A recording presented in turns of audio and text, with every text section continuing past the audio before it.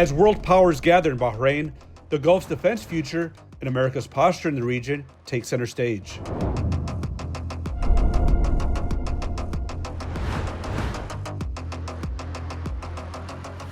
Assalamu alaikum is an Arabic greeting that literally translates to peace be upon you. Here from the Kingdom of Bahrain, from a region thriving for peace, welcome to this new episode of the Middle East Defense Digest. I'm Agnes, Helou, Middle East Bureau Chief for Breaking Defense, and we are covering the IISS Manama Dialogue, where world leaders and officials are convening to discuss prospects of peace as well as security, not only in the Middle East and North Africa, but also in the European Union, NATO countries, and the United States. Topics are very diverse, from the security in the Gulf to maritime security and asymmetric threats to the US policy in the Levant, and even nuclear topics are discussed here in the summit.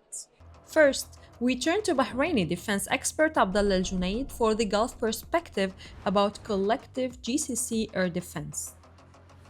Definitely after the Qatar attack, if we're going to address this point, definitely the GCC can develop an integrated, area defense system, multi-layered even. And they have all the components that could really complement each other in terms of threat identification or interception at all levels, sea, air, or space. Now, this definitely, from my point of view, is a high priority on the GCC defense agenda, and hopefully we will hear something more concrete about this issue soon. For the diplomatic context behind the security talks, here is Hassan Al-Hassan from IISS. I think that the question of Saudi normalization with Israel is still very much off the table for the time being. The Saudis have been extremely clear at multiple levels, including at the senior-most level. The Crown Prince of Saudi Arabia, Mohammed bin Salman, has stated repeatedly that Saudi Arabia expects an irreversible commitment and pathway to a Palestinian state, and a notion that the Israelis have categorically rejected until now. And so I think without a clear commitment to the Palestinian statehood and to the two-state solution, it's difficult to see how Saudi Arabia can reverse its very publicly stated position on this issue. The ceasefire in Gaza is still extremely shaky. So I think it's too early to speak of a potential Saudi-Israeli normalization agreement. And I think we'll have to see a more stable and a more positive political horizon for the Palestinians before that begins to change on the level of Saudi-Israeli normalization. We have more recently seen the US move some forces to Latin America, adding a new force posture considerations. The way we understand the US's force posture in the region as being is essentially the US maintains somewhat of a lean and agile posture through CENTCOM, but is able to surge in capabilities, in assets, in manpower when it needs to do so. And so we've seen the US surge in capabilities over the past few months or so in response to escalations between Israel and Iran in particular.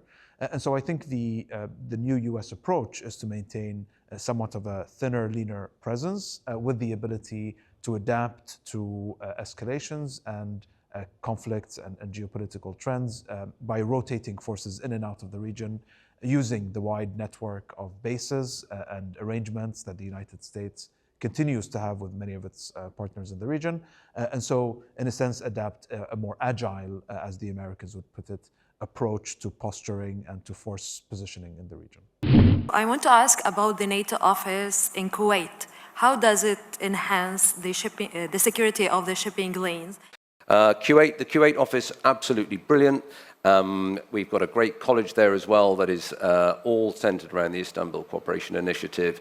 It offers many different and diverse courses and education in the name of our alliance, and we're superbly grateful. It's been one of the great success stories in the way that NATO has been able to demonstrate its partnering with this alliance. Mr. Shipman have preceded me to the second question I was going to ask about the unmanned surface vessels, if they are already deployed in the Red Sea and the Arabian Gulf, and or underwater vessels. Thank you.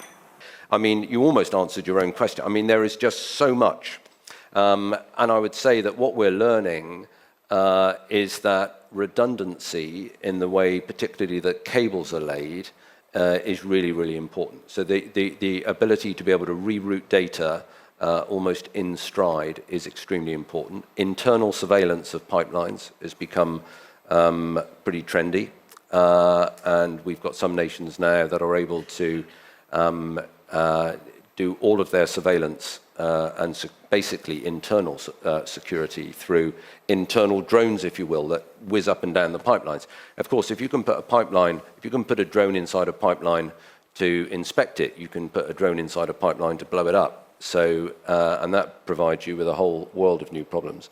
Acoustic sensing as well is one of the other big areas that is starting to give us indicators, whether through noise or indeed through very small changes in seabed activity. One topic that stood out is that all US speakers, as well as Western speakers, have highlighted the importance of normalization between Israel and countries in the region. Even some called it as a normalization train ongoing, and called nations to jump in line with it. That's it from this episode of the Middle East Defense Digest. Stay tuned for the next episode, which will be from Dubai, specifically Dubai Air Show, where we're going to have exclusive interviews with CEOs and security and defense officials. Don't forget to like and subscribe so you won't miss an episode.